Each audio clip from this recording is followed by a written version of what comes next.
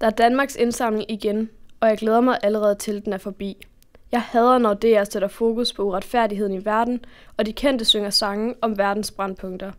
Det bedste ved indsamlingen er, når den er over, og flyers fra hjælpeorganisationer ligger i skraldespanden. Jeg frygter altid for de dage, hvor vi samles foran fjernsynet og støtter de mange organisationers projekter. Jeg længes efter, at X-Factor og Det Søde Liv ruller over skærmen. Det er det, jeg overlever på, når det er tid til Danmarks indsamling. Jeg mener det virkelig, og ja, jeg ønsker også, at vi får samlet en masse penge ind, men det kommer ikke fra hjertet. Indsamlingsshowet er en overfladisk forbrugsundskyldning. Ja, jeg siger også, at pengene ikke havner de rigtige steder. Det er forkert at påstå, at indsamlingen er et udtryk for medfødt empati, der ligger dybt i os alle. Ligesom de mange donationer er bevis på en oprigtig medfølelse. Hvor ved de det fra? Showet er ikke andet end en poppet kendisfest med selvoptaget Se- og Hør-stjerner. Det lader mig koldt, når de siger, at vi kan bekæmpe uretfærdighed. Vent, hvad? Vi kan bekæmpe uretfærdighed. Det lader mig koldt, når de siger, at showet ikke er andet end en poppet kendisfest med selvoptaget Se- og Hør-stjerner.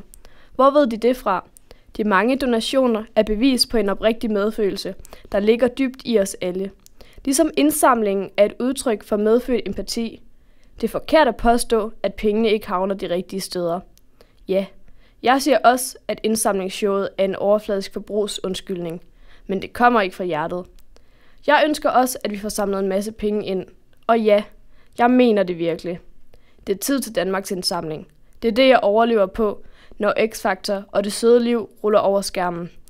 Jeg længes efter, at vi samles foran fjernsynet og støtter de mange organisationers projekter. Jeg frygter altid for de dage, hvor den er over, og flyers fra hjælpeorganisationer ligger i skraldespanden. Det bedste ved indsamlingen er, når de kendte synger sange om verdens brændpunkter, og DR sætter fokus på uretfærdigheden i verden.